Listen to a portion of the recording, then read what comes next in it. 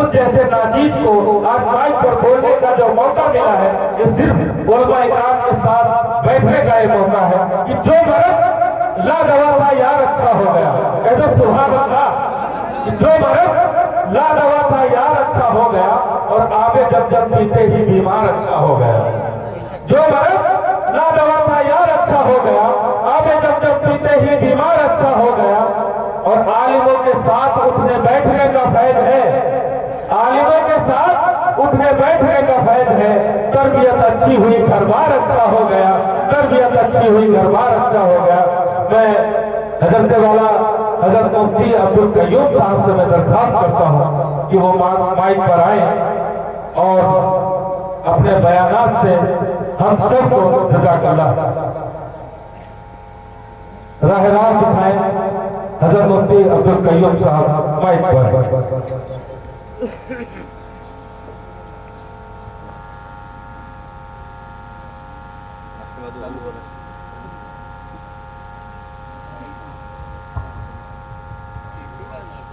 نحمده ونستعينه ونستغفره ونؤمن به ونتوكل عليه ونعوذ بالله من شرور أنفسنا ومن سيئات أعمالنا من يهده الله فلا مضل له ومن يضلله فلا هادي له ونشهد أن لا إله إلا الله وحده لا شريك له ونشهد أن سيدنا ومولانا محمدا عبده ورسوله أما بعد فأعوذ بالله من الشيطان الرجيم بسم الله الرحمن الرحيم يا أيها الناس اتقوا ربكم الذي خلقكم من نفس واحدة وخلق منها زوجها وبث منهما رجالا كثيرا ونساء واتقوا الله الذي تساءلون به والأرحام إن الله كان عليكم رقيبا صدق اللہ العظیم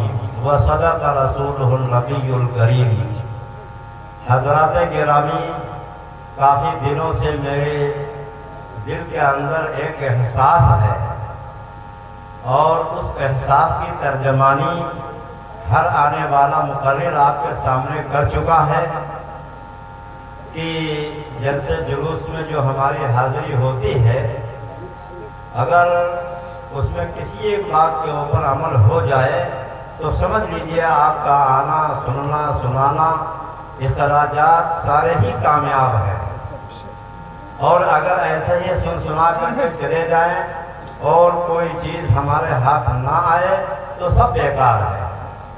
اللہ کے رسول صلی اللہ علیہ وسلم نے ارشاد فرمایا کہ بہت سے روزہ دار ایسے ہیں جن کو بجز بھوکا رہنے کے اور کچھ نہیں ملتا، اور بہت سے شب بیدار ایسے ہیں جن کو سوائے رات گزاری کے اور کچھ نہیں ملتا۔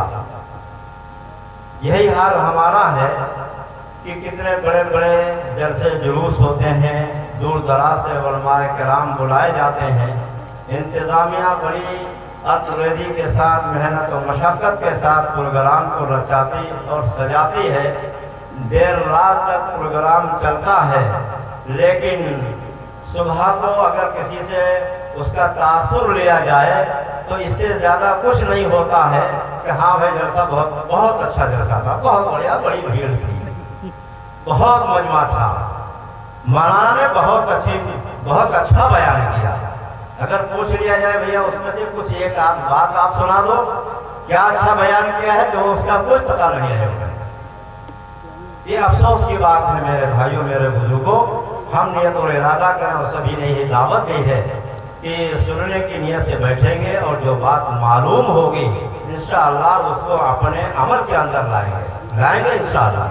ایک مثال میری سمجھ میں آتی ہے، ایک بیمار آدمی ہے، مریض ہے، اس کا علاج شروع ہوا، مرض دھیرے دھیرے آگے بڑھتا گیا، علاج بھی اس کا بڑھتا گیا، گھر کے اندر جو پونجی تھی وہ پونجی ختم ہو گئی، اب نمبر آ گیا قرض لینے کا، تو قرض لے کر کے علاج کر رہا ہے، قرض لیتے لیتے تھک گیا، تو اب گھر کے اندر جو جمع پونجی تھی، کھیت کھلیان اور جو گرہستی تھی، اس کو بیچنے کا نمبر آ گیا، بہرحال بیچ کر کے اس نے جو ہے لگا دیا، علاج کرایا۔ اب اگر وہ بیمار اچھا ہو جاتا ہے تو گھر والے کو یہ سکون اور یہ تسلی مل جاتی ہے کہ چلو سمپت چلی گئی کوئی بات نہیں، خرچہ زیادہ آ گیا کوئی بات نہیں ہے، لیکن مریض تو کم سے کم صحت یاب ہو گیا، بیمار درست ہو گیا، اچھا ہو گیا، یہ تسلی ہو جاتی ہے۔ لیکن سب کچھ لٹا دینے کے بعد اگر وہ اسپائر ہو جائے، اس کا انتقال ہو جائے، تو بڑے قلق اور افسوس کے ساتھ یہ کہتا ہے کہ افسوس تو اور کچھ نہیں تھا، اتنا سب کچھ ہم نے لگایا ہے، سارا گھر برباد کر دیا، جگہ زمین جتنی تھی سب گرویوں پٹوتا رکھ دیا، بیچ بہا دیا، لیکن پھر بھی نہیں بچا، اگر بچ جاتا تو کچھ سکون ملتا۔ تو معلوم یہ ہوا کہ سب کچھ کرنے کے بعد، سارا انتظام کرنے کے بعد اگر ہماری زندگی کے اندر یہ چیز آ جائے کہ ہم عمل کے اندر اس کو اتار لیں تو سمجھ لیجیے یہ اخراجات کامیاب ہیں، اور اگر ہم اپنے عمل کے اندر نہ اتاریں تو سمجھ لیجیے جتنا بھی یہ تانا بانا ہے اور جتنے بھی اخراجات ہیں وہ سب کے سب کیا ہے برباد، نیکی برباد، گناہ لازم کا مصداق ہو جائے گا۔ اس لیے میرے بھائیوں نیت ارادہ کرو کہ انشاءاللہ سنیں گے اور جو بات ہمیں معلوم ہوگی انشاءاللہ اس کے اوپر ہم عمل کریں گے۔ حضرات گرامی، آج کی یہ آپ کی تقریب جو ہو رہی ہے یہ نکاح کے عنوان کے اوپر ہے کہ آج مولانا معین الدین صاحب کے یہاں ان کی بیٹی کا جو ہے وہ نکاح ہوا، اسی سلسلے میں یہ پروگرام منعقد کیا گیا، یہ جلسہ منعقد کیا گیا اور یہ مجلس جو ہے وہ سجائی گئی ہے۔ میں مولانا معین الدین صاحب کو، یوسف بھائی کی بیٹی ہے، یوسف بھائی کو دلی مبارکباد پیش کرتا ہوں، اور ان کے جتنے بھائی ہیں خاندان والے ہیں ان کو میں مبارکباد پیش کرتا ہوں کہ انہوں نے اس شادی کے موقع کے اوپر، اس نکاح کے موقع کے اوپر ہم کو انہوں نے ایک ذہن دیا، ہم کو انہوں نے ایک فکر دی، ہم کو انہوں نے ایک پلیٹ فارم دیا ہے کہ اللہ تعالیٰ اگر ہم میں سے کسی کو بھی کسی بھی وقت میں ایسا موقع عطا فرماتے ہیں، یہ سعادت میسر ہوتی ہے، ہماری لڑکی کی شادی ہو یا ہمارے بیٹے کی شادی ہو، تو اسی انداز سے ہم اس شادی کو جو ہے ہم پورا کریں گے۔ المیہ یہ ہے کہ ہم میں سے کسی کے یہاں جب شادی وغیرہ ہوتی ہے تو بہت سی خرافات اور وہیات کے اندر کیا ہے وہ آدمی مبتلا ہو جاتا ہے اور وہ آگے سے باہر ہو جاتا ہے۔ اگر اس کو سمجھایا جائے کہ بھیا یہ گانا بجانا اور یہ سارے جو یہ پردہ چل رہا ہے، ویڈیو چل رہا ہے، یہ ساری خرافات ہیں، یہ غلط ہیں، تو یوں ہی کہتا ہے کہ ارے کیا کر ہم تو نہیں چاہ رہے تھے کہ فلاں رشتے دار نے زیادہ زور کر دیا، وہ لڑکے کے دوست نے زیادہ پریشر ڈال دیا، فلاں نے زیادہ وہ کر دیا ہے، اس لیے مجبوراً میرے بھائیوں یہ ایسا کرنا پڑ رہا ہے۔ تو میرے بھائیوں، میرے بزرگوں، یہ سنت کا جنازہ نکالنے کے لیے آپ کے اوپر اس کا پریشر پڑ گیا، اگر وہ آپ کا کوئی جانی اور مالی نقصان کرنے کے لیے کوئی رشتے دار کہتا، کوئی دوست کہتا، تو کیا آپ اس وقت بھی تیار ہو جاتے؟ ہم تیار نہیں ہوتے۔ حضرت مولانا یوسف صاحب رحمۃ اللہ علیہ ایک تقریب میں تشریف لے گئے، ایک شادی میں تشریف لے گئے، تو گھر والے کو آپ نے مخاطب کر کے کہا کہ اے فلاں، آج تم نے ہر ایک کو خوش کیا ہوگا، گھر کے اندر جس نے دولہے کی گاڑی کو روکا ہوگا اس کو بھی خوش کیا ہوگا، جس نے جہیز اٹھا کر کے گاڑی میں رکھا ہوگا اس کو بھی خوش کیا ہوگا، گردے کے جتنے بھی راجا پرجا جتنے بھی ہیں ہر ایک کو تم نے خوش کیا ہوگا۔ حد یہ ہے کہ جو مہترانی غلالت اٹھاتی ہے آج تم نے بھی اس کی مانگ کو پورا کیا ہوگا، لیکن میرے بھائی یہ بتاؤ کیا تم نے آج اللہ اور اس کے رسول کو بھی خوش کیا یا نہیں کیا؟ آج اللہ اور اس کے رسول کو بھی خوش کیا ہے یا نہیں کیا ہے؟ میرے بھائیو، میرے دوستو، آج یہی حال ہے کہ ہم دنیا میں سب کو خوش کر لیتے ہیں، شادی کے موقع کے اوپر، خوشی کے موقع کے اوپر ہم سب کو خوش کر لیتے ہیں، اگر ناراض کرتے ہیں تو صرف جناب محمد رسول اللہ صلی اللہ علیہ وسلم کے قلب اطہر کو تکلیف پہنچاتے ہیں اور اللہ کو ناراض کرتے ہیں۔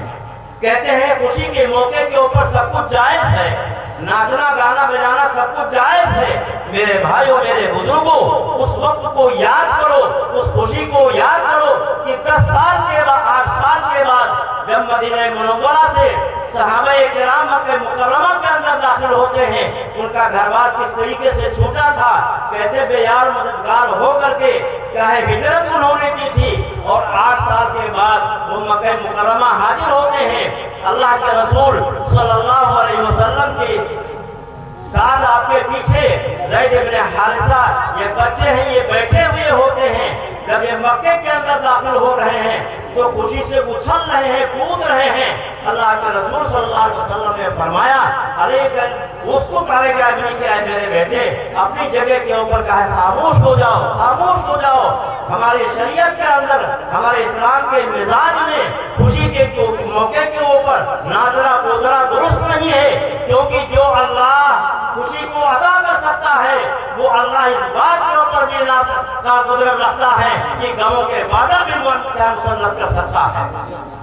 जिस कुदरत ने, जिस मालिक ने आज हमको ये खुशी अता फरमाई है, खुशी का दिन दिखाया है, वो अल्लाह इस बात के ऊपर भी ताकत रखता है कि इस खुशी को गमी के अंदर भी क्या है वो बदल सकता है। और कितने हालात, कितने हादसा हमारे सबके सामने आए दिन आते रहते हैं कि खुशी एक तरफ तैयारी हो रही थी और दूसरी तरफ पता चला कि कोई हादसा हो गया है।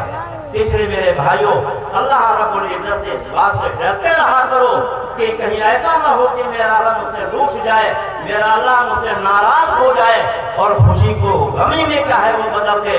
हम उसका कुछ बिगाड़ नहीं सकते हैं, लेकिन ये यूसुफ भाई की जिंदादरी है, इस्लाम से मोहब्बत की बात है, अल्लाह उसके रसूल से मोहब्बत की बात है कि उन्होंने उन तमाम खुराफातों से अपने रुख को मोड़ करके क्या है दीनी प्रोग्राम का इन्होंने इनेकाद किया है। अल्लाह हम सबको जो है ऐसी तौफीक अता फरमाए। हज़रात, आज का ये प्रोग्राम निकाह की निस्बत के ऊपर है, तो इंशाअल्लाह ताला हम इसी उन्वान के ऊपर चंद मिनट हम आपसे बात करेंगे। अल्लाह ताला से दुआ है कि अल्लाह हमें सही कहने की और सही समझने की हम सबको जो है वो तौफीक अता फरमाए। हज़रात गिरामी, निकाह से बढ़ करके कोई इबादत नहीं है। निकाह सबसे लंबी और सबसे बड़ी इबादत है। हज़रात उलमाए किराम ने इसकी वजह बयान फरमाई है कि निकाह सबसे बड़ी इबादत क्यों है। रोजा है, नमाज है, हज है, ज़कात है और दूसरे दिनी तिलावत है, जितनी भी इबादतें हैं इनका सबका एक वक्त महदूद है। इनका सबका एक वक्त महदूद है। नमाज भी थोड़ी देर के लिए है, रोजा भी चंद दिनों के लिए है, ज़कात सिर्फ दिल के इरादे का नाम है, हज भी चंद दिनों का है। लेकिन अगर निकाह को अगर सवाब की नीयत से किया जाए, सवाब की नीयत से किया जाए, अपने आप को पाकीज़ा साफ सुथरा रखने की नीयत से किया जाए, तो फरमाते हैं कि इसका सवाब इसकी ये इबादत सबसे ज्यादा आगे निकल जाती है। मिसाल के तौर के ऊपर एक आदमी की शादी 30 साल की उम्र में होती है और अल्लाह रब्बुल इज्जत ने उसको 80 साल की उम्र अता फरमाई, तो 30 को माइनस करके बकिया साल जो है उसकी इबादत के अंदर लिखे जाते हैं। इबादत के अंदर लिखे जाते हैं। कौन सी ऐसी इबादत है जिसका ताल्लुक 50 साल से हो? कौन सी ऐसी इबादत है जिसका ताल्लुक 50 साल से हो? कोई भी ऐसी इबादत नहीं है। पंज वक्त नमाजों का मसला भी चंद मिनटों में खत्म हो जाता है। रमजान के रोजों का मसला 1 महीने में पूरा हो जाता है। हज के अरकान 40 दिन में पूरे हो जाते हैं। सबका वक्त महदूद है, लेकिन एक निकाह एक ऐसी इबादत है जिसकी इबादत, जिसके सवाब का वक्त महदूद नहीं है। जितनी ही ज्यादा लंबी जिंदगी हो जाए उतना ही ज्यादा उसको जो है वो सवाब ही सवाब मिलता रहता है। इसलिए मेरे भाइयों, ये मत समझो कि निकाह एक रस्मी चीज है, ये चला आ रहा है कि हाँ ये सिलसिला चला आ रहा है इसलिए हम कर रहे हैं, इससे आगे कोई बात नहीं। बल्कि ये समझो कि निकाह के अंदर क्या है, 2 चीजें मौजूद हैं। मिन वजही इबादत भी है और मिन वजही इसका ताल्लुक मामलात से भी है। मामलात से भी इसका ताल्लुक है और इबादत से भी इसका ताल्लुक है। तो जब हम इबादत की नीयत से इसको हम करेंगे तो अल्लाह ताला इसके ऊपर हमें बेशुमार क्या हमें बरकतें अता फरमाएगा और बेशुमार हमें जो है सवाब अता फरमाएगा। हज़रात उलमाए किराम लिखते हैं कि निकाह ही एक ऐसी चीज है कि तमाम अंबिया अलैहिस्सलाम के दरमियान में मुश्तरक है। حضرت آدم سے لے کر کے یہ سلسلہ شروع ہوا ہے، جنت سے اس کی شروعات ہوئی ہے، اور جنت کے اندر بھی یہ سلسلہ چلتا رہے گا۔ دنیا کے اندر کوئی معاملہ، کوئی عبادت اس کا یہ ایسی نہیں ہے کہ جس کا تعلق جو ہے وہ جنت میں جانے کے بعد ہو، لیکن نکاح ایک ایسی چیز ہے کہ جنت سے اس کی شروعات ہوئی ہے اور جنت کے اندر بھی یہ سلسلہ چلتا رہے گا۔ حضرت آدم علیہ السلام سے لے کر کے اور قیامت تک جنت کے پہنچنے تک یہ سلسلہ جو ہے وہ برابر چلتا رہے گا۔ تمام انبیاء علیہ السلام کی کیا ہے؟ یہ سنت ہے۔ پچھلی امتوں کے اندر عابد لوگ ہوا کرتے تھے، عبادت گزار ہوا کرتے تھے، جو اپنی پوری کی پوری زندگی عبادت ہی کے اندر گزار دیا کرتے تھے، ایسے لوگ تھے۔ تو کسی نبی کی امت کے اندر ایک عبادت گزار تھے، اور ان کی عبادت کا چاروں طرف جو ہے وہ چرچا تھا، اور لوگوں میں ان کی بہت بڑی ایک شہرت تھی، اور اپنے زمانے کے عام لوگوں کے اوپر ان کو ایک بڑا مقام اور ایک رتبہ حاصل تھا۔ ایک صاحب آئے اور وقت کے جو نبی تھے ان سے کہنے لگے کہ فلاں عابد بہت عبادت گزار ہے، اور لوگوں کی نگاہوں میں اس کی بڑی قدر و منزلت ہے۔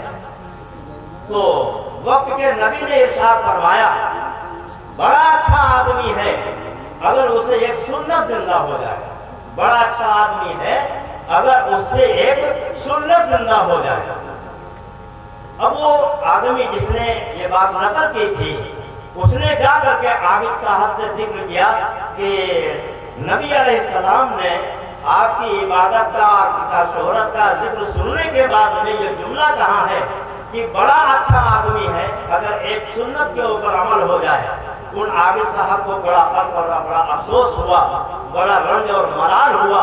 وہ سیدھے نبی علیہ السلام کی خدمت میں حاضر ہوئے اور عرض کیا کہ یا اللہ کے نبی، کوئی عذر نہیں ہے، میرا اپنا فقر و فاقہ، میری اپنی تنگ دستی، میری اپنی غریبی اور مفلسی نکاح کرنے سے مانے ہے، اس لیے میں نکاح نہیں کر سکا۔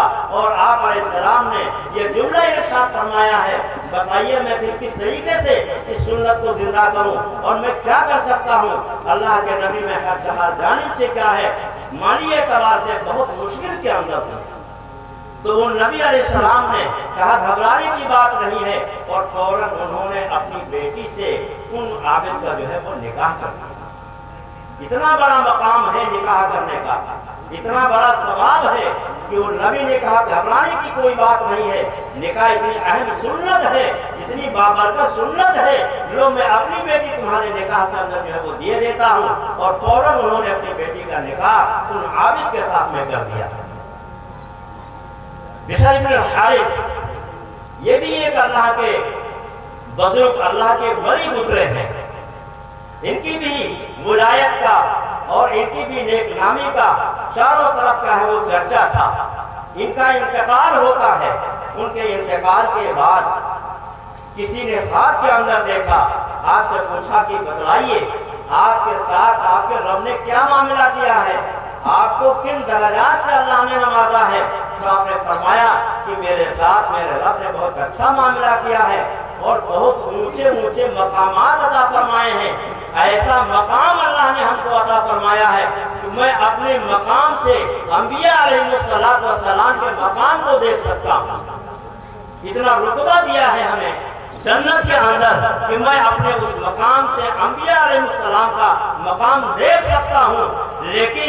لیکن کیا ہے، جو شادی شدہ لوگ ہیں میں ان کے مقام تک نہیں پہنچ سکا، یعنی انبیاء کے مقام کو دیکھ رہا ہوں، لیکن شادی نہ کرنے کی بنیاد کے اوپر جو رتبہ اللہ تعالیٰ نے شادی شدہ انسانوں کو عطا فرمایا ہے، میں اس رتبے سے، اس مقام سے محروم ہوں۔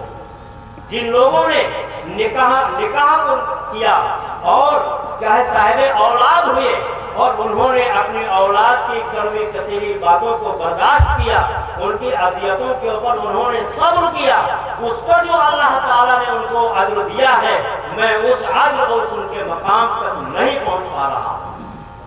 اس لیے میرے بھائیوں، نکاح یہ کوئی معمولی بات نہیں ہے، نکاح کے ذریعے سے اللہ رب العزت ایک ایمان والے کے مقام اور اس کے رتبے کو بلند فرماتے ہیں۔ نکاح کے ذریعے سے ہمارے ایمان کی تکمیل ہوتی ہے۔ اللہ کے رسول صلی اللہ علیہ وسلم نے ارشاد فرمایا کہ جس شخص نے نکاح کر لیا تو اس نے گویا کہ اپنا آدھا ایمان مکمل کر لیا۔ اب آدھے ایمان کے اندر اس کو جو ہے اللہ رب العزت سے ڈرنا چاہیے۔ آدھا ایمان اس کا مکمل نکاح کرنے کے بعد اب آدھا ایمان رہ گیا ہے، تو آدھے ایمان کے اندر اللہ تعالیٰ سے جو ہے وہ ڈرتا رہے اور نیک اعمال کے اندر کیا ہے سبقت کرتا رہے اور کوشش کرتا رہے۔ نکاح کی جو مجلسیں ہیں، نکاح کی جو محفلیں ہیں، ان کی جو برکتیں ہیں، ہم اس کا عدل بیان نہیں کر سکتے جو اللہ کے رسول صلی اللہ علیہ وسلم نے ارشاد فرمایا۔ بتلائیے کہ جس چیز کو اللہ رب العزت نے جنت کے اندر قائم فرمایا ہو، جس مجلس کو جنت کے اندر اللہ رب العزت نے قائم فرمایا ہو، بڑا اس مجلس کی کیا ہے برکت اور اس کے افضلیت کے کیا ٹھکانے ہیں۔ آج ہم نکاح کی مجلسوں میں حاضر ہوتے ہیں، اس کو ایک رسم فرسودہ سمجھ کر کے ہم ادھر ادھر گھومتے رہتے ہیں اور نکاح کی ایک صرف فارمیلٹی پوری کی جاتی ہے۔ نکاح کی فارمیلٹی پوری کی جاتی ہے کہ قاضی صاحب رہ گئے، دولہا صاحب رہ گئے اور ایک دو ڈھونڈ ڈھانڈ کر کے گواہ آ گئے اور باقی سب لوگ جو ہے کوئی ادھر کھا رہا ہے، ادھر گھوم رہا ہے، ادھر پھیل رہا ہے، کوئی اہمیت نہیں دی جاتی ہے۔ میرے بھائیوں، میرے بزرگوں، یہ نکاح کے مجلس بہت اہم مجلس ہے، آپ کو ان کی برکتوں کا اندازہ نہیں ہو سکتا ہے۔ نکاح کے مجلسوں کے اندر بھی جڑ کر کے جو ہے وہ بیٹھنا چاہیے، جڑ کر کے خطبے کو سننا چاہیے، جڑ کر کے وہاں کے اوپر دعا کے اندر کیا ہے وہ شرکت کرنی چاہیے۔ لیکن ہم محض فارمیلٹی پوری کرتے ہیں اور بہت سی جگہوں کے اوپر جہاں کے اوپر دولت کی ریل پیل ہے، دولت کے انبار ہے، اس کا کوئی شمار نہیں ہے اور کئی روز سے ان کے یہاں کیا ہے فنکشن چلتا رہتا ہے، پروگرام چلتا رہتا ہے، تو وہاں تو یہ غلط ہو جاتی ہے کہ بیچارے نکاح کرنا بھی بھول جاتے ہیں، نکاح کرنا بھی بھول جاتے ہیں۔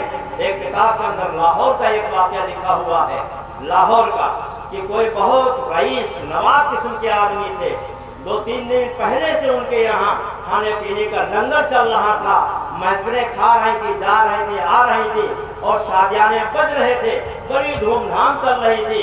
ہوتے کرتے کیا ہے شادی والا دن بھی آ گیا، بارات بھی آ گئی اور باراتیوں نے بھی خوب کھایا پیا اور خوب ادھر ادھر گھومے ٹہلے اور اتنا ہنگامہ وہاں شادی میں ہو رہا تھا کہ نفسی کا عالم تھا، کسی کو کسی چیز کا ہوش ہی نہیں تھا۔ ہوتے کرتے شام ہونے لگی تو اب لڑکے والوں کو فکر ہوئی کہ منزل بہت دور ہے، دور جانا ہے تو جلدی رخصتی ہو جائے، بس ہم اپنے کیا ہے دلہن کو لے کر کے ہم واپس چلے جائیں تاکہ آسانی سے اپنے گھر پہنچ جائیں۔ ہوتا یہ ہے کہ اسی جلد بازی کے اندر کیا ہے گھر والوں نے بھی لڑکی کو تیار کیا اور ڈولی کے اندر بٹھا کر کے باراتیوں کے ساتھ جو ہے وہ لڑکی کو رخصت کر دیا۔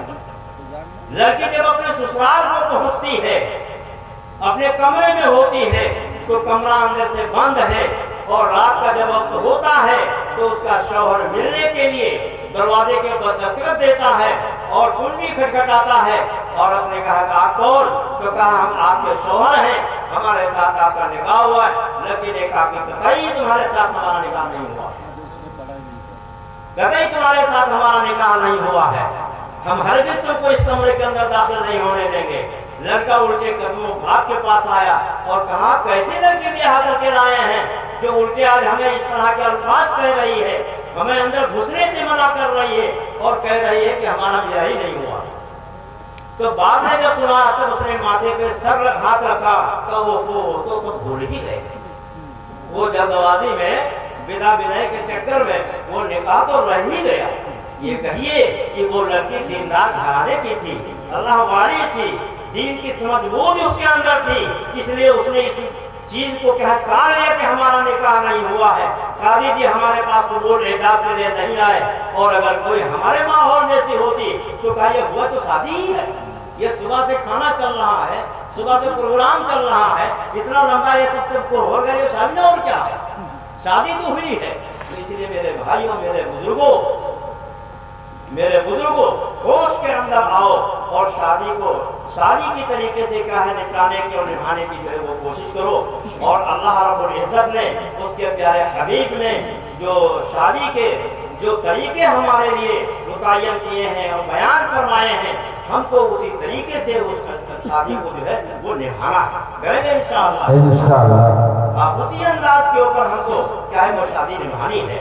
मैं आज ये करना चाह रहा था कि लोग खुतबे के ऊपर क्या है वो गौर नहीं करते हैं, वो ये समझते हैं कि कोई ऐसी है, कोई रस्मी चीज है जो पढ़ दी गई, जो तिलावत कर दी गई, बस और कुछ नहीं है। मेरे भाइयों, आप हर निकाह के मौके के ऊपर खुतबा सुनते हैं, काजी जी खुतबा पढ़ते हैं।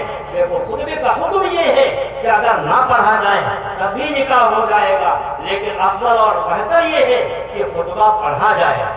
और खुतबे की हैसियत ये समझिए कि जैसे कहीं कोई बहुत बड़ी कंपनी, कोई बहुत बड़ी कार, कोई बहुत बड़ी गाड़ी, कोई बड़ी मशीन चाहे वो तैयार करती है, तो उसके लिए एक किताबचा भी छापती है और किताबचे के अंदर उस गाड़ी को चलाने का हर पूरा जो है वो डाटा उसके अंदर जो है वो लिखा हुआ होता है कि इस तरीके से आपको ये यूज करनी है, इसको इस्तेमाल करना, वो किताबचा भी देता है।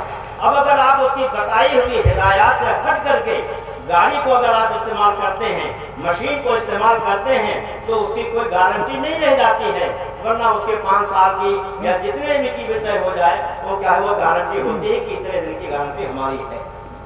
अब अगर उसके खिलाफ कोई काम कर जाए तो उसकी कोई गारंटी नहीं होती है। मेरे भाइयों, मेरे बुजुर्गों, दो दिलों का जोड़ होता है, दो खानदानों के दरमियान में जोड़ का ये मौका है, दो दिलों के दरमियान जोड़ का ये मौका है। अंबिया अलैहिस्सलातु वस्सलाम की सुन्नत जिंदा होने का ये मौका है।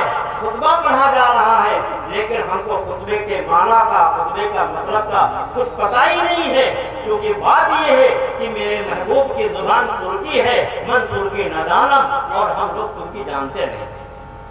ये खुतबा कोई मामूली चीज है, इसके अंदर बहुत अहम हिदायत हमको दी जा रही हैं।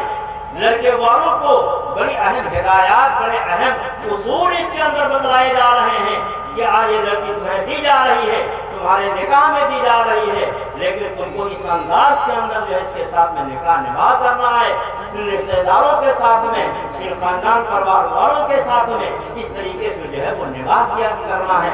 ये सारी चीजें उसके अंदर क्या है वो बताई जाती है। मैं चंद लम्हों में जल्दी जल्दी आपको क्या है वो खुतबे का मतलब मैं बताए देता हूँ। सबसे पहले अल्लाह रब्बुल इज्जत ने इरशाद फरमाया, या अय्युहन्नास तक़ू रब्बकुमुल्लज़ी खलक़कुम मिन नफ्सिन वाहिदा, कि ऐ लोगों उस रब से डरो जिसने तुम सबको एक नफ्स से पैदा फरमाया है, एक जान से तुम सबको पैदा फरमाया है। एक जान वो कौन है? वो हजरत आदम और हजरत हव्वा की एक जान है कि उन्हीं के जरिए से अल्लाह रब्बुल इज्जत ने पूरी इंसानियत को जो है वो फैलाया है। या अय्युहन्नास तक़ू रब्बकुमुल्लज़ी खलक़कुम मिन नफ्सिन वाहिदा, कि एक नफ्स से जो है अल्लाह रब्बुल इज्जत ने तुमको पैदा फरमाया है। इसके अंदर कई चीजें एक दी हैं। ये बताइए कि एक माँ बाप के 4, 10, 5 लड़के हों तो उनकी बिरादरी कैसी होगी? बिरादरी एक होगी, अलग अलग होगी? सबकी बिरादरी एक होगी तो जितने भी इंसान इस दुनिया के अंदर हैं ये समझ लीजिए कि सबकी बिरादरी एक है, सब आदम और हव्वा के औलाद हैं। जैसे हमारे बाप के 4 लड़के एक ही बिरादरी, एक ही बाप के कहलाते, एक बिरादरी के कहलाते हैं, इसी तरीके से पूरी दुनिया के अंदर जहाँ जहाँ भी मुसलमान हैं, जहाँ जहाँ भी ईमान वाले हैं, वो तमाम ईमान वाले एक ही बिरादरी से ताल्लुक रखने वाले हैं। कोई भेदभाव नहीं होना चाहिए, कोई फर्क नहीं होना चाहिए, ऊंच नीच का, काले गोरे का, जात पात का कोई फर्क नहीं होना चाहिए। सब एक माँ बाप के औलाद हैं। अल्लाह रब्बुल इज्जत ने नंबर 1 के ऊपर सबक दिया। दूसरा सबक इसके अंदर अल्लाह रब्बुल इज्जत ने यह भी दिया है कि जिस तरीके से क्या है लड़का माँ बाप की औलाद है, इसी तरीके से क्या है ये होने वाली तुम्हारी दुल्हन भी क्या है एक माँ बाप की औलाद है। तुम्हारा सबका आपस में खूनी रिश्ता है। ये नहीं है कि दूल्हे का कोई और रिश्ता हो, दुल्हन को कहीं और से आई हो, नहीं, ये सब जितने भी हैं ये सब जो है ये खूनी रिश्ते हैं, खूनी रिश्ते हैं। इस तरीके से क्या है खूनी रिश्तों की तरीके से दूल्हे को दुल्हन को समझना चाहिए और दुल्हन को बुरे को समझना चाहिए, एक दूसरे को अजनबियत की निगाह से नहीं देखना चाहिए, बेगानियत की निगाह से नहीं देखना चाहिए, बल्कि ये समझ लीजिए कि हम दोनों का जो है एक आपस में पूरी रिश्ता है। तो अल्लाह रब्बुल इज्जत ने फरमाया कि हमने तुमको एक नफ्स से पैदा फरमाया है, एक जान से पैदा फरमाया है, अरे तुम सब के सब जो हो आदम और हव्वा की औलाद हो, लिहाजा आपस में भाई बहन हो। उसी तरीके से हमको एक दूसरे के लिए हमदर्दी और एक दूसरे के लिए क्या है एहसास और कुर्बानी का जज्बा और हौसला रखने की जरूरत है। आगे इरशाद फरमाया कनफ़्सिन वाहिदा, और फरमाया कि उन्हीं दोनों के जरिए से हमने क्या है ये तमाम इंसानियत को हमने फैलाया है। आगे इरशाद फरमाया कि तुम मुसल्लाह से डरो रिश्तों नातों के निभाने में, रिश्ते नातों के निभाने में अल्लाह रब्बुल इज्जत से डरो। रिश्तों नातों के निभाने में कैसे? वजह ये है कि आदमी जब किसी नए रिश्ते से जुड़ता है तो पुराने रिश्ते उसके सामने कमजोर और मध्यम नजर आने लगते हैं। कोई नया रिश्ता जब जुड़ता है तो उनके मुकाबले में जो पुराने रिश्ते चले आ रहे हैं वो रिश्ते जो है वो कमजोर पड़ने लगते हैं। मिसाल के तौर के ऊपर हमारा ये अलमिया है कि जैसे एक भाई है, उसने आप सबसे पहले अपनी बहन का रिश्ता कर रखा है तो बहनोई हुआ। अब बहनोई का या बहन का क्या है, वो लड़की है या लड़का है, तो ये अब यहाँ से जो है वो शादी हो रही है। मामा की लड़की से जो है शादी हो रही की लड़के की, ठीक है। अब मामा जो है अपने भांजे को अपनी लड़की दे रहा है।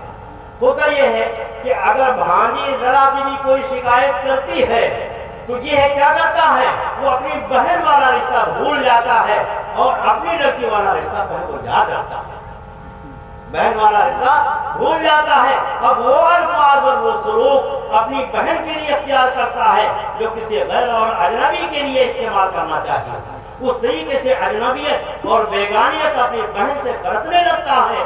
इसलिए अल्लाह रब्बुल इज्जत ने इरशाद फरमाया कि अल्लाह से डरो रिश्ते नातों के निभाने के सिलसिले में, क्योंकि तमाम रिश्ते नाते जो तुमने नहीं बनाए हैं, रिश्ते नाते अल्लाह रब्बुल इज्जत ने बनाए हैं।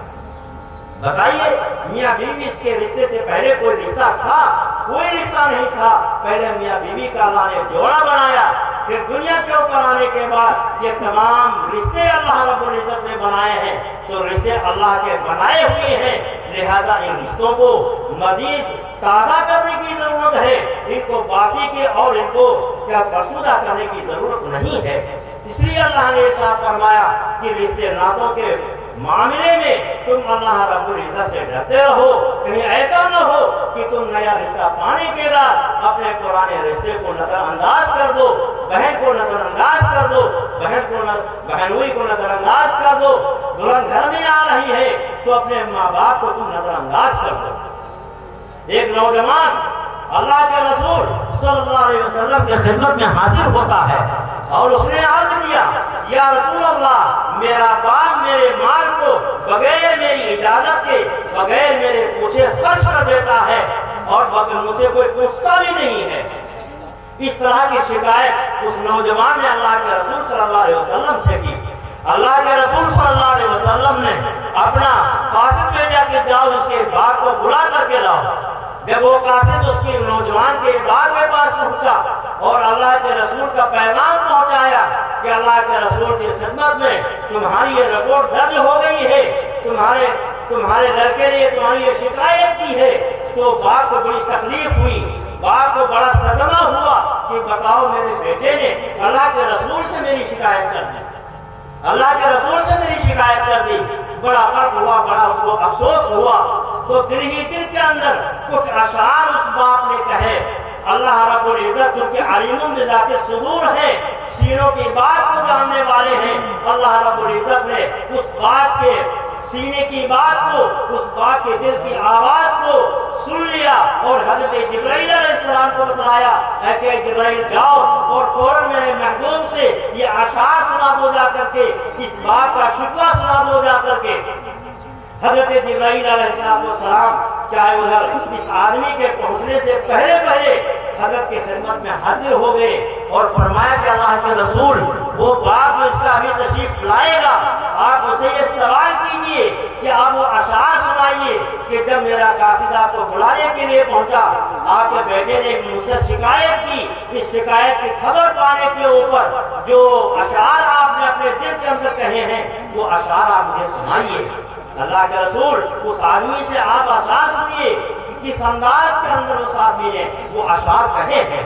اللہ کے رسول کے خدمت میں جب یہ بیچارہ باپ حاضر ہوتا ہے، اللہ کے رسول نے فوراً یہ سوال رکھا کہ اس وقت جو اشعار تمہارے ذہن میں آئے تھے وہ اشعار آج ہمارے سامنے کیا ہے، تم سناؤ۔ اس باپ نے یہ کہا کہ اللہ کے رسول وہ تو میں نے دل ہی دل میں کہے تھے، میں نے ان کو تو زبان سے ادا بھی نہیں کیا ہے، میں کیا سناؤں؟ اللہ کے رسول نے کہا کہ نہیں، سنانا پڑے گا، اللہ کا حکم ہے، اللہ نے فرمایا ہے، مجھے حکم دیا ہے کہ اس بات کو وہ اشعار سنو۔ تو باپ نے کہا کہ اللہ کے رسول وہ اشعار کیا تھے؟ چند الفاظ تھے، وہ الفاظ یہ تھے، میں اپنے بیٹے کو مخاطب کر کے میں یوں کہہ رہا تھا کہ اے میرے بیٹے جو رسول سے شکایت کرنے والے کہ جس دن سے تو دنیا کے اندر آیا میں نے اپنے لیے جینا ختم کر کے میں نے تیرے لیے جینا شروع کر دیا۔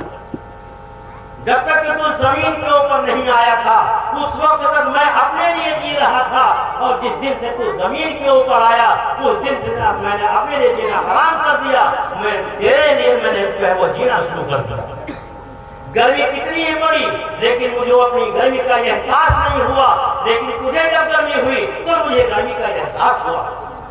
سردیوں کے کتنے ایام ہم نے برداشت کیے ہیں لیکن مجھے اپنی سردی کا احساس نہیں ہوا، لیکن اگر بیٹے تجھے اگر سردی لگی ہے تو وہ سردی کا مجھے احساس ہوا، وہ سردی مجھے سردی لگی ہے۔ جو تکلیف بھی جو پریشانی بھی مجھے آئی میں نے اس تکلیف اور پریشانی کو اپنے لیے محسوس نہیں کیا، لیکن جو تکلیف تجھے آئی وہ تکلیف جو ہے وہ مجھے آئی۔ یہ سب کچھ میں نے تیرے ساتھ میں کیا، لیکن آج جب تو اس لائق ہوا ہے، کمانے کے لائق ہوا ہے، تو آج وہ میری شکایت اللہ کے رسول سے کرتا ہے۔ اس انداز سے اس باپ نے یہ شکوہ اللہ کے رسول کی خدمت میں حاضر کیا کہ اللہ کے رسول صلی اللہ علیہ وسلم کے آنکھوں مبارک سے آنسو روانہ ہو گئے۔ آپ اللہ کے رسول صلی اللہ علیہ وسلم میں رونے ہیں اور فرمایا کہ نوجوان ابے نالائق اپنے باپ سے شکایت کرتا ہے، انت و مالک لابیک، وہ مال کیا خرچ کرتا رہتا تھا، تو بھی اپنے باپ کا ہے اور تیرا مال بھی اپنے باپ کا ہے، تو بھی اپنے باپ کا اور تیرا مال بھی اپنے باپ کا۔ کتنے نوجوان ہیں کہ شادی ہونے کے بعد فوراً ماں باپ سے علیحدگی اختیار کر لیتے ہیں، اپنی دنیا الگ بسا لیتے ہیں، ماں باپ بوڑھے ہیں، ان کا کوئی سہارا نہیں ہے، ان کا کوئی ساتھی نہیں ہے، لیکن کہاں سے کھائیں گے، کیا کریں گے، محلے والوں کے رحم و کرم پر جیئیں گے، کیسے جیئیں گے؟ اس نوجوان کو اس کی کوئی اہمیت نہیں ہوتی۔ میرے بھائیوں میرے بزرگوں، اللہ رب العزت نے ارشاد فرمایا کہ رشتے ناموں کے معاملے میں ناظر رکھتے رہو، کہیں ایسا نہ ہو کہ نئے رشتے کی بدولت تو پرانے رشتوں کو جو ہے بھول جاؤ۔ اور اللہ کے رسول صلی اللہ علیہ وسلم نے ہر ایک کے حقوق کو الگ الگ ارشاد فرمایا ہے۔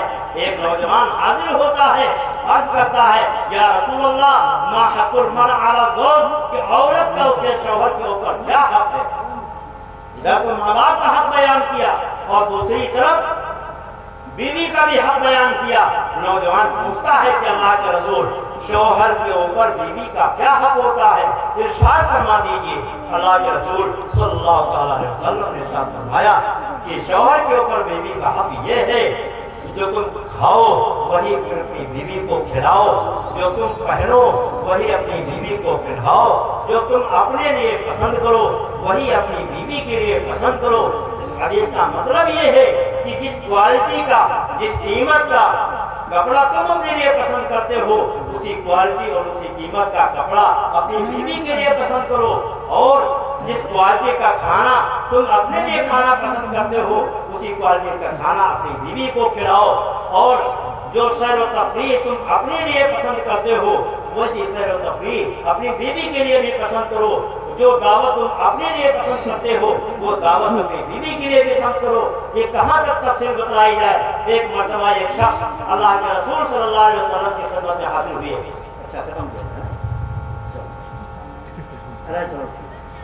ہاں تو میں عرض کر رہا تھا اللہ کے رسول کی خدمت میں ایک بات جو میں نے کہہ دی کہ وہ جو پسند کرو اپنے لیے وہ اپنی عورت کے لیے، حدود اور شرعی حدود کے دائرے میں رہتے ہوئے दावत में जाओ तो कोशिश करो कि अपने साथ अपनी बीवी को भी लेकर के जाओ, पर्दे का लिहाज करते हुए अपनी बीवी को लेकर के जाओ, दावत खिलाओ।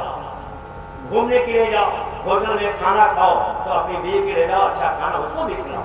ये है अल्लाह के रसूल सल्लल्लाहु अलैहि वसल्लम के इरशाद का मतलब कि जो अपने लिए पसंद करो अपनी बीवी के लिए पसंद करो। अल्लाह के रसूल सल्लल्लाहु अलैहि वसल्लम की खिदमत में एक साहब आए और फरमाने लगे कि अल्लाह के रसूल आपकी दावत है। क्या आयशा की भी दावत है?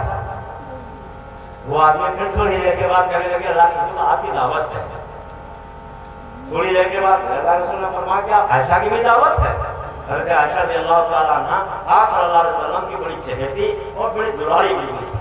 मुफ्ती साहब ने अभी हज़रत सिद्दीक़ अकबर का क्या है हवाला दिया है, तो उन्हीं की भी बड़ी लाडली बड़ी चहेती थी। फिर तीसरी मतलब उसने कहा अल्लाह के रसूल ने फरमाया क्या आयशा की भी दावत है? फिर वो आदमी समझ गया कि हाँ अल्लाह के रसूल आयशा की भी दावत है। साथ साथ हमें हज़रत आयशा की भी दावत है। तारीख रावी लिखते हैं कि जब अल्लाह के रसूल ने ये अल्फाज सुने कि मेरे साथ मेरी अहलिया मोहतरमा हज़रत आयशा की भी दावत है, इतना खुश हुए कि हज़रत आयशा हुजूर को सहारा दे रही हैं, हुजूर हज़रत आयशा को सहारा दे रहे हैं कि जल्दी चलो भाई जल्दी चलो दावत, जल्दी चलो दावत है। तो इस्लाम ने बड़ी फराखदिली से काम लिया है, इतना तंग और इतना तंग नजर नहीं रखी है, लेकिन हमारे अंदर वो हौसला, हमारे अंदर वो जज्बा होना चाहिए अपनी बीवियों को क्या है निभाने का, अपनी बीवियों के चाह को खुश करने का। और फरमाया है अल्लाह के रसूल ने कि बीवी का हक ये है कि उनको मारना, उनको चेहरे के ऊपर नहीं मारना है, उनको कोई ऐसी बेटा बात नहीं कहनी है, उनको मारना नहीं है। ये अल्लाह के रसूल सल्लल्लाहु अलैहि वसल्लम ने बड़ी एहतमाम के साथ में इस बात को जिक्र किया है। कितने नौजवान ऐसे हैं कि बिल्कुल क्या करते हैं, इतना बेतहाशा मारते हैं जैसे गाय बैल भैंस को मार रहे हैं। जरा सा गुस्सा आया तो इस तरीके से उनके साथ सलूक करते हैं जैसे क्या है जानवरों को मार रहे हैं, जानवरों को मार रहे हैं। मेरे भाइयों मेरे बुजुर्गों, अल्लाह के रसूल ने फरमाया कि अपनी बीवियों को मत मारा करो, अगर कोई ऐसी जरूरत पेश आ जाए तो उनके चेहरों के ऊपर मत मारा करो। मारने की भी एक लिमिट और एक उसका मिक़दार मुतय्यन की है, मैं उसमें नहीं जाऊंगा, लेकिन अल्लाह के रसूल ने इरशाद फरमाया कि अपनी बीवियों के चेहरे को मत मारा करो। एक शख्स था, उसके भी एक हकायत सुना के बात कर देता हूँ। एक शख्स था कि उसकी बीवी इंतहाई फरमाबरदार था, लेकिन करता क्या था, वो सिगरेट पीता था और सिगरेट पीने के बाद जब उसको बुझाने का नंबर आता था तो अपनी बीवी के गाल के ऊपर उसको बुझाया करता। इतना जालिम आदमी था, इतना गंवार आदमी था कि अपनी बीवी के गाल के ऊपर वो सिगरेट बुझाया करता था, गोया कि उसको दाग दिया करता था। ये शुरू करता। तारीख लिखने वाला, वाक़या बयान करने वाला लिखता है कि हमने उस वक्त को तो देखा नहीं, मैंने लोगों से सुना कि ये शख्स अपनी बीवी के साथ ये सलूक करता था, लेकिन जब उसके मरने का वक्त आया है, जिस हाल में वो मरा है वो मेरी निगाहों के सामने से गुजरा है कि उसके कमरे के अंदर लैंप जल रहा था। अल्लाह बेहतर जाने के तरीके से वो गिरी और क्या उसका तेल बिखरा और उसमें आग लगी और पूरे कमरे को उसने जो वो घेर लिया और इस शख्स के पूरे जिस्म को जला करके जो है वो साफ करके वाकया बयान करने वाला रावी लिखता है, मैं ये समझता हूँ कि दुनिया ही के अंदर जो उसने अपनी बीवी के साथ बदसलूकी की थी, उस बदसलूकी की सजा अल्लाह ताला ने दुनिया के अंदर भी दिखाई है और आखिरत के अंदर उसको ये सजा भुगतनी की। इसलिए मेरे भाइयों, अपनी बीवियों के साथ चाहे नरमी और मेहरबानी का मामला करो, उनके साथ में अच्छा सलूक करो। अल्लाह रसूल ने फरमाया उनको वही खिलाओ, उनके लिए भी वही पसंद करो जो तुम अपने लिए पसंद करते हो। करेंगे इंशाअल्लाह। और चलते चलते दो मसले आप सुन लो बस। एक मसला ये है आम तौर से कि जैसे काजी साहब जब लड़की के पास कबूल करवाने के लिए जाते हैं तो हम भी वही कहते हैं, हम भी वही कह रहे हैं, क्या कह दे बेटे हाँ मैंने कबूल किया, कह दो मैंने कबूल किया। जब तक कि वो बोल न दे उस वक्त तक क्या चैन नहीं। गवाह भी बेचारे इंतजार में करें कि जल्दी कह दे और बस मामला खत्म हो गया।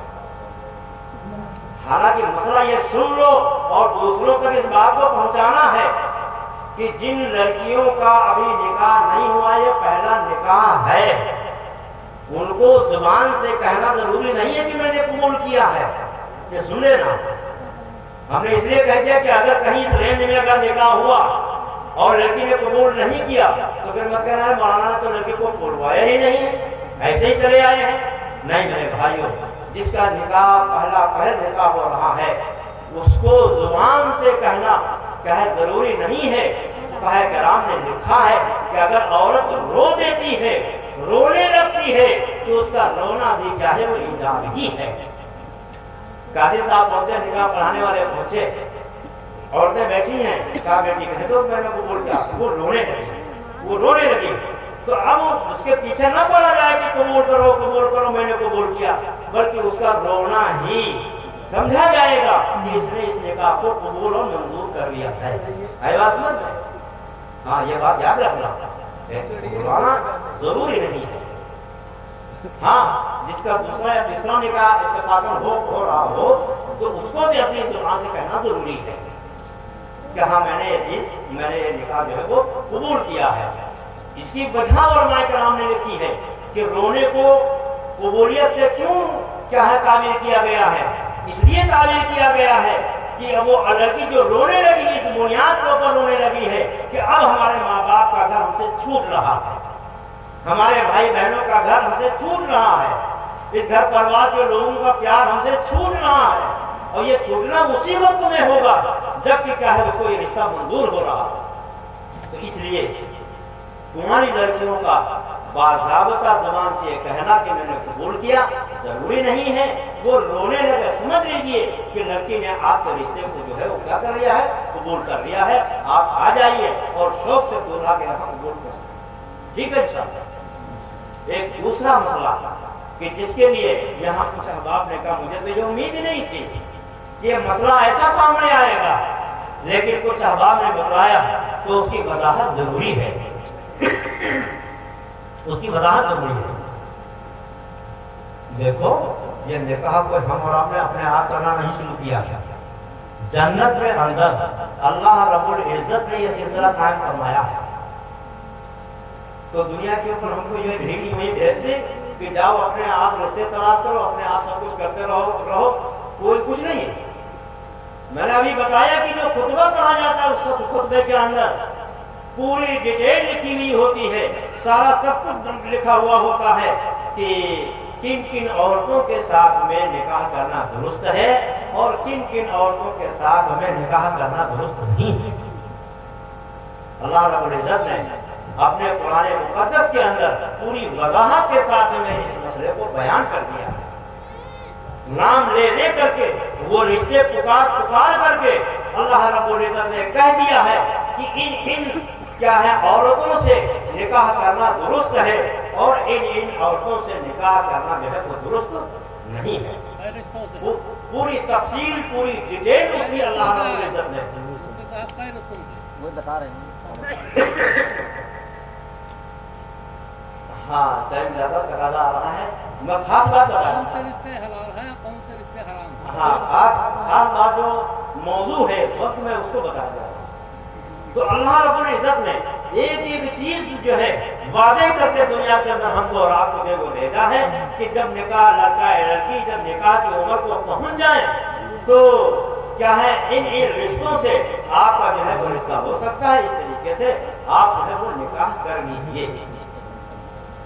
تو نکاح ان رشتوں میں کیا ہے، عام طور پہ جو ہمارے یہاں رشتے چل رہے ہیں تو ماما کی لڑکی کو لانا فخر سمجھتے ہیں کہ یہ درست ہے، اور اگر ماما اپنی بہن کی لڑکی کو لانا چاہے تو اس کو معیوب سمجھا جاتا ہے.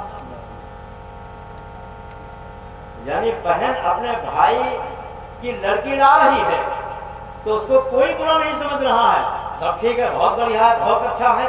لیکن اگر بھائی اپنے بہن کی لڑکی کو اپنے لڑکے کے ساتھ ملانا چاہے تو اس کو معیوب سمجھا جا رہا ہے. معیوب سمجھا جاتا ہے یہ کیا ہے. حالانکہ جس طریقے سے بھائی کی لڑکی کے ساتھ اپنے لڑکے کا نکاح درست ہے इसी तरीके से बहन के लड़की के साथ अपने लड़के का निकाह दुरुस्त है। ये बताओ क्या फर्क हो गया भाई? अल्लाह ने एक को मर्द बना दिया, एक को औरत बनाया, एक भाई बन गए, एक बहन बन गई।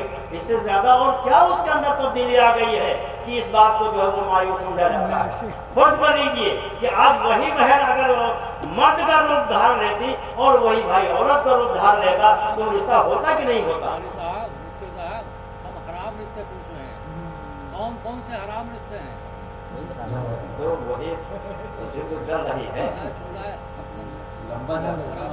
नहीं, तो ये जो है तो ये हमारे यहाँ हमारे समाज में हमारे माशरे में इसको मायूब समझा जाता है कि भाई के लड़के के साथ बहन अपनी बेटी की शादी करे, ये मायूब समझा जाता है, हालांकि मायूब नहीं है।